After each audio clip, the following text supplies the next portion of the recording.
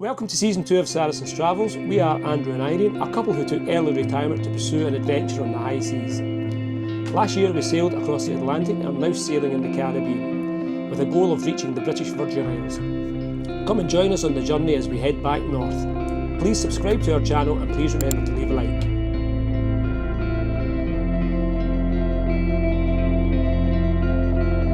In this episode we finally get to go sailing. Our passage is planned for at night, as this is meant to be the safest option when sailing near the Venezuelan coast. Our plan is to head just west of the Hibiscus oil platforms and then to the southwest tip of Grenada, and then on to St George to pick up a mooring. Let's get going now. Let's see what breaks. Probably lots. After a relaxing afternoon, we upped the anchor around about 5 p.m. We filled our float pan with North Post radio and we head off through the Boca de Monos.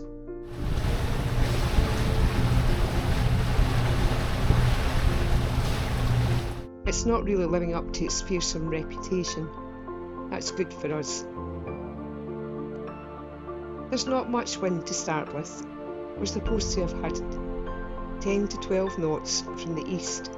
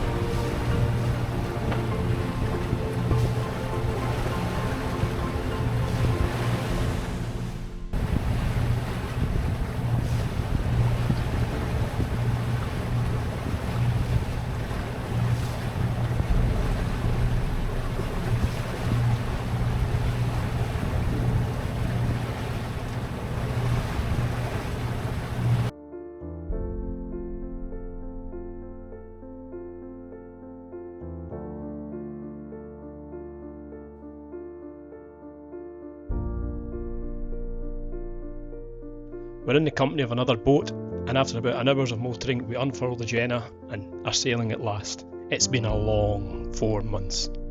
We're only making a few knots, but at least we're sailing.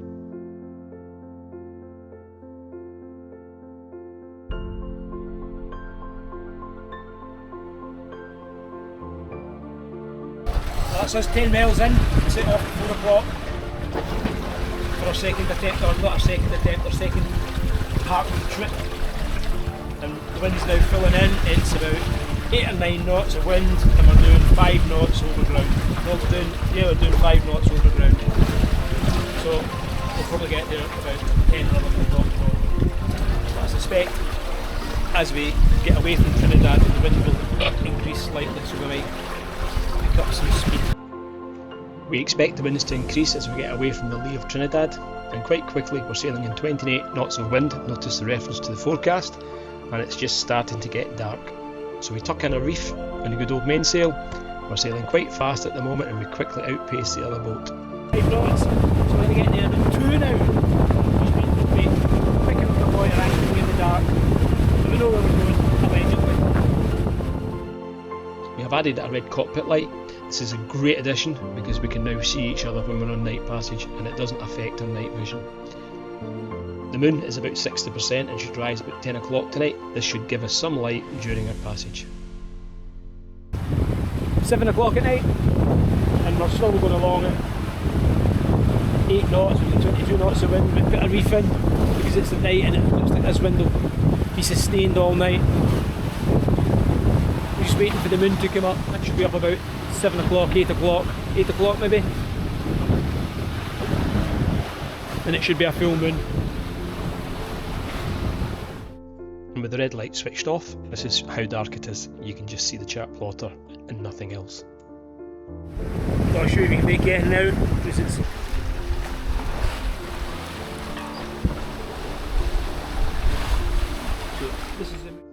And here's the moon here. It's very bouncy, so it's hard to keep the moon in the middle of the frame. Yeah. We slow down for the last hour, allowing us to arrive at dawn. Once we arrive at St George's mooring field, we drop the sails and pick up a buoy. Not bad, 94 miles in 11.5 hours, and we're against the current most of the way. Normally the current is your friend and it's with you, however, just our luck.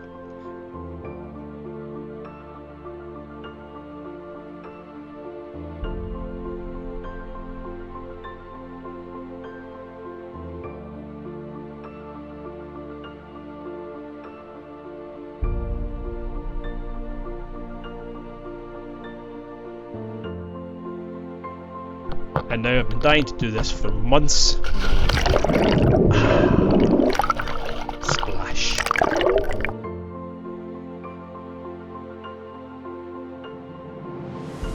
Well, at least the copper coat hasn't fallen off, it's still stuck to the keel.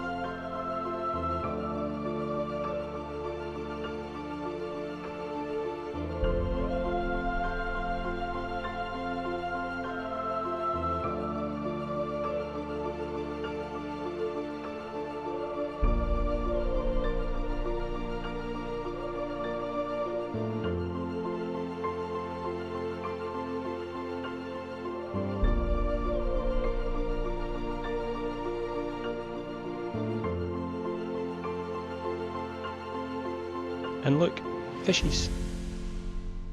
All wee pink little things.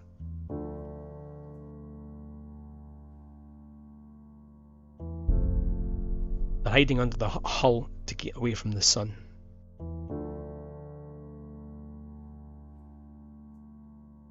And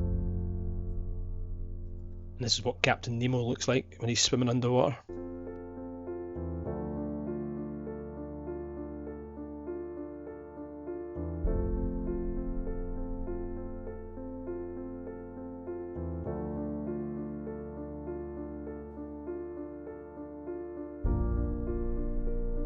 And these wee fish are like wee moonfish, maybe only about 1 centimetre long. Must be babies.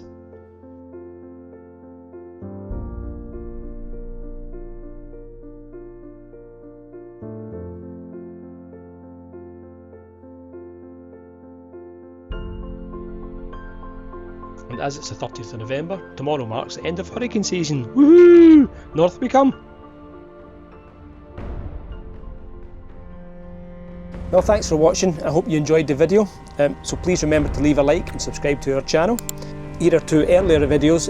I'll leave a link in the description down below.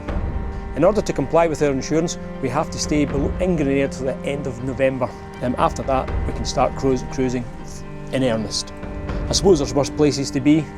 The cruising life.